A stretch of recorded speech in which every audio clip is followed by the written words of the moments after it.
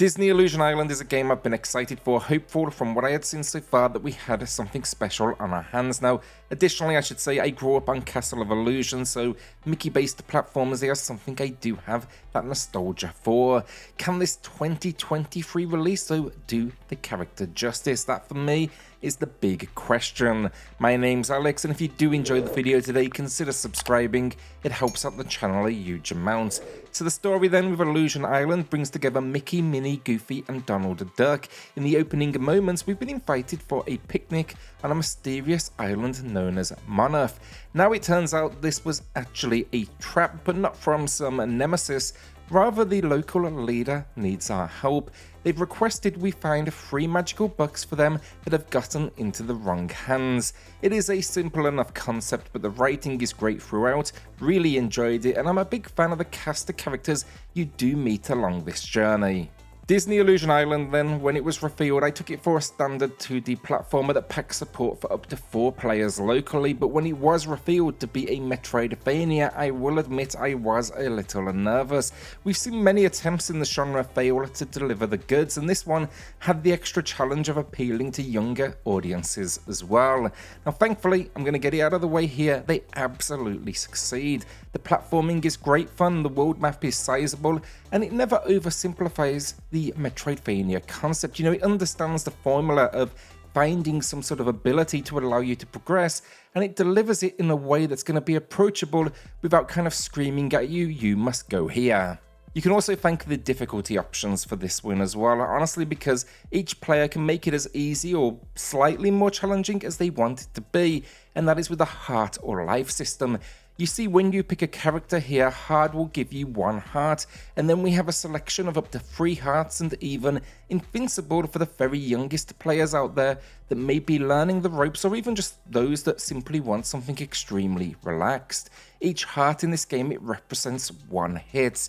This great design idea achieves the make it accessible to all a checkbox they clearly had during development, and it's further reinforced then with constant checkpoints, so should you actually die in game, you won't be backtracking far at all. It's also worth noting as well that this is not a combat-orientated Metroidvania, which means it's easy to pick up and play. We only have a jump ability, and we have an action ability button as well that gradually expands in functionality with progression, but it will always recognize what area you are in, so it knows what action to, kind of commit to. Some examples are a double jump almost, the ability to glide or fly in gusts of wind, a grappling hook, a downward slam. It took me a little while to get used to the grapple hook in particular in the game. It's definitely slower moving than I anticipated, but overall I did get there, and it is definitely a fun mechanic. It's also worth noting that this is not a combat-orientated Metroidvania, which means it's definitely easy to pick up and play, and here we really have 2 buttons. There's the jump ability, and then we also have an action ability button, and that gradually expands in functionality with progression. Some examples are a double jump almost, the ability to glide or fly in gusts of wind, and a grappling hook. Now that grappling hook might feel a little unusual at times, or at least initially. It's definitely slower moving than most out there, but you will get used to it. This also doesn't mean there are no enemies in the game. There are plenty of them. They are just to be avoided, and there's really no way to engage with them. The only time it really breaks this rule is boss encounters, and there's not many of these, but even those are really platforming challenges. It's all about interacting with the environment around the character and not with them directly. I quite enjoyed these encounters. They feel more like tests of your ability with the moves you've learned this far, and that's not a bad design in my opinion, especially when the platforming feels this good.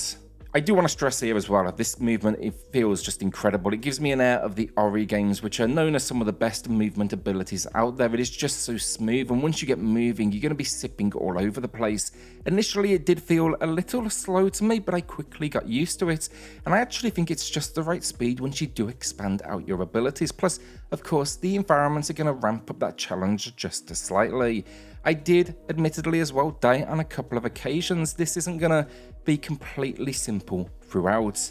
Now, outside of the core platforming then, we do have reasons to push beyond the main story, and this is collectibles. We get memorabilia, tokens, and glimpses All of these in one way or another unlock bonus content such as game art, and then we do have built-in achievements to take on as well, known here as accomplishments. My favourite bonus feature, however, is the camera we receive. The idea of this is to spot hidden Mickey heads in the world and snap a picture with it. It's a simple one-button press system once you are close enough, but it really helps you appreciate the art style of this world, and it's great fun just trying to spot these, different hidden shapes. It's not all perfect, however. I do have a few issues. When playing single player, I wish you could switch characters freely or from the menu. Right now, you can switch character mid-run, but to do this, you need to actually quit out and then reload in, where it actually presents you again with a character select and difficulty selection screen once again. I also found that the camera for the actual on the character when you're moving pulls in maybe a little too close. It looks great and stylized, but it also makes it difficult at times to avoid enemies because the stop speed of these characters, it's honestly not great.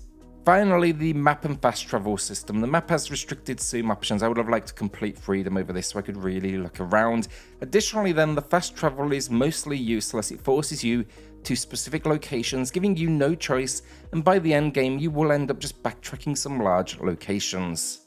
Visually then, this game is stunning. It's for sure a departure from the Mickey Mouse games I personally know, but this has this old school Steamboat Willie vibe almost from the 1920s. I think it works well, and these characters pack a huge number of unique animations that capture their individual personalities.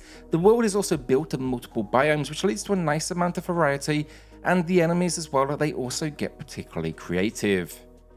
In this game as well then, just the detail, it's so crisp on the Nintendo Switch, and yes, there's not a huge amount in the way of texture, but you can see the clear love and effort that went into this visual design.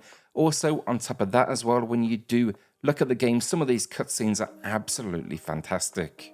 Audio finally, and this is a stunning soundtrack. There is a nice amount of sound effects to build out the world behind it, but the music's just incredibly well handled. It is catchy, it feels good, it gives you everything you want from something with the Disney and Mickey names attached. It is of such high quality as well, you could mistake this for a full priced release. I wouldn't be surprised to see something of this quality, honestly, in a movie.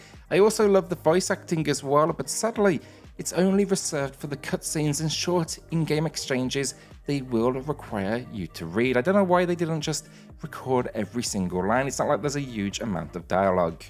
Disney Illusion Island then can be picked up physically as well as digitally for $39.99 USD or your regional equivalent. If you are interested in this physical release, I do have an Amazon affiliate link in the pinned comment below. That is an easy way for you to support the channel should you want to. Overall, Disney Illusion Island is a winner. It may not be the traditional platformer I expected, but they use the Metroidvania design in the right way, meaning they don't simplify things here too much, and they add in some great new abilities to learn along the way.